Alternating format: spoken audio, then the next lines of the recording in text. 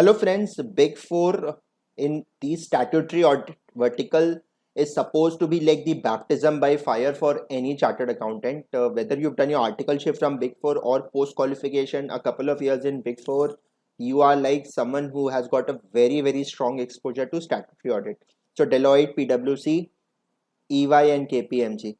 Now, for example, I had done my articleship from Deloitte, so I was like super proud of this fact that we are there from Deloitte and we've gone to audit a client's financials. And people also, as a stakeholder, if you look at the financials of any company and if you look at the auditor and you think that okay, it's a Big Four stamp, you feel very satisfied.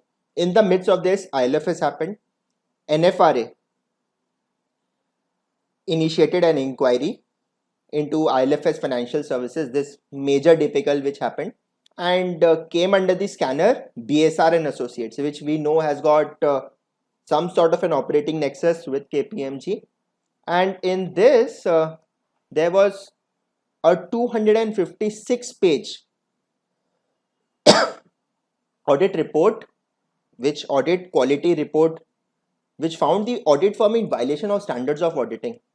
And they will then initiate further disciplinary and penal proceedings against the audit firm. And this was why? Because October 2018, ILFS collapsed. 90,000 crores of debt burden, the group crumbled, and the center had to take over ILFS to save the kind of financial contagion, because financial one company crumbles, the other crumbles, and the other crumbles, and everything falls like a pack of cards. So then this audit was initiated into the role of the auditors, Deloitte and BSR. NFRA has already barred Deloitte's former head Udayan Sen. Now Udayan Sen is like a god figure in audit, from audit for 7 years. Again, this will be appealed. I am not sure how exactly will be the appellate proceedings, but here look at the kind of observations that are there. Seemingly apparent things like working papers, which we used to grudge so much when we were our article days, we were there.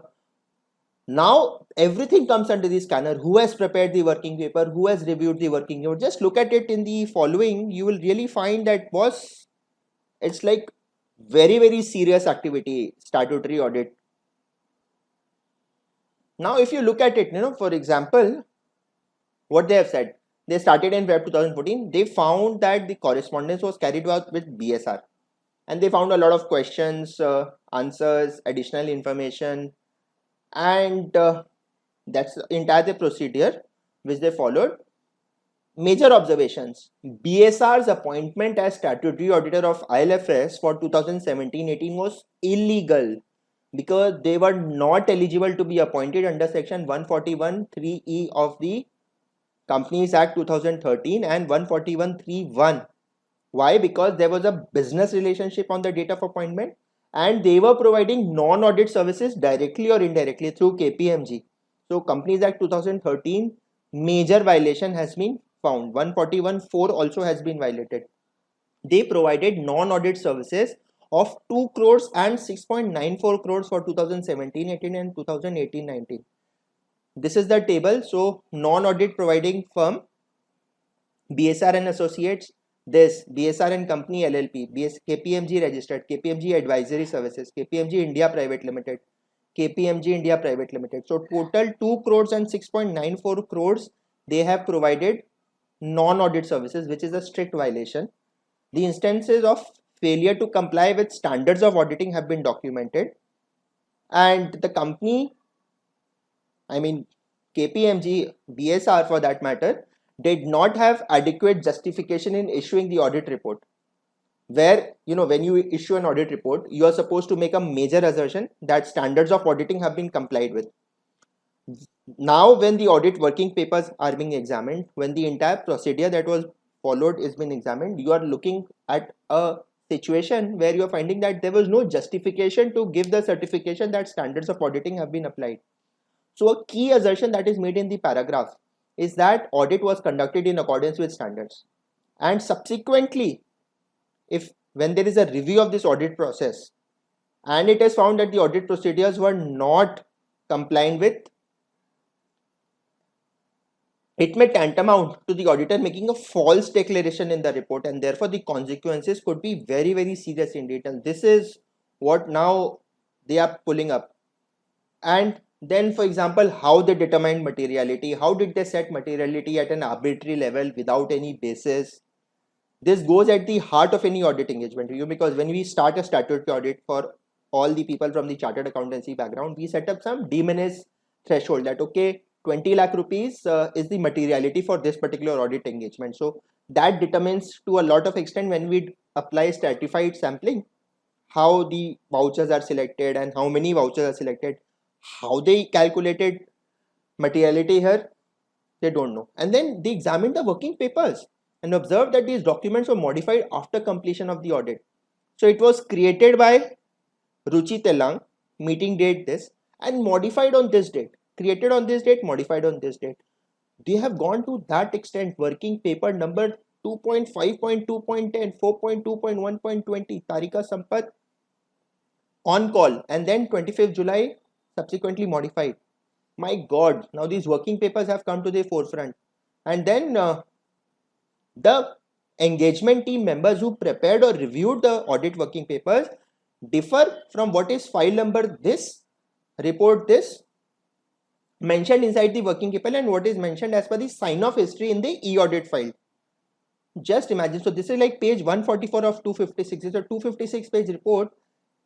Now they are saying that the audit documentation was not correct. So for example, on the working paper here, Ruchi Telang has signed off on this particular date, and work done, and as mentioned inside the working paper, the preparation is run by Tarika Sampath. So they are saying that there is this huge inconsistency. Prepared by Ruchi here, and here it is showing sign off is by Ruchi, and in the e-audit file it is like Tarika. Ritesh here, Ritesh sit there, which is fine. So wherever they are finding inconsistency, they have hauled up BSR. Now BSR and its other entities in de facto use the KPMG trademark and brand mark for all their audit and non-audit services. This is like, and they will say that they are separate from KPMG. This is like quite a thing.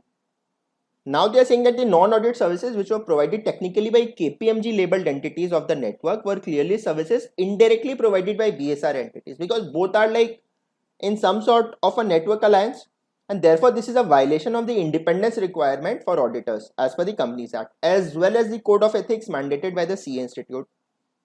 They are saying that KPMG is not related to BSR, So for section 144, imposition is factually incorrect. Then they are saying that the BSR does not even use the KPMG name. Okay. So now home page of the e-audit file submitted by BSR to NFRA itself uses the logo of KPMG. Just imagine. Then there are multiple other references to KPMG in the e-audit file of BSR, including answer to the question, is the first period that this KPMG member firm will audit the entity. Oh my God. And then BSR and Associates has referred to KAM at various places in its e-audit file. And office address of Gurugram KPMG and Mumbai KPMG is same as that of BSR, Gurgaon, and Mumbai BSR. They have gone to the extent of looking up into LinkedIn profiles and saying that how is Kavya Kalra writing staff accountant at KPMG bracket BSR and Associates. Shrishti Kedia senior at BSR bracket KPMG in India. This to me was the most shocking thing, means the extent to which they have gone. Pooja Khandelwal manager BSR bracket KPMG audit practice. Tarika Sampath KPMG London, etc. Everything they have held up. Puneet Gandhi associate director at KPMG India. In their IT advisory, whoever has signed off, they have looked up and saying, boss, this is not done. They have examined the annual report in form number 2 for this reporting year filed by BSR to the US entity, Public Committee for Accounting Oversight Board. They have stated that it has an affiliation with KPMG that licenses or authorizes audit procedures, use of a name in connection with audit services, accounting services, affiliation with KPMG network that markets, sells audit services, and arrangement through which the firm employs or leases personnel to perform audit service. And now if they say that was for the purpose of section 144, we and KPMG are not related, Now they're not looking at it. So, all of these services, accounting advisory has happened, indirect related tax advisory services, RERA related advisory services, all of them have been found furnished to ILFS's fellow subsidiary by KPMG or BSR. Then IFNI was not compliant with NOF, net owned funds and capital adequacy, capital to risk assets ratio as prescribed for an NBFC. They were in fact heavily negative against a positive requirement.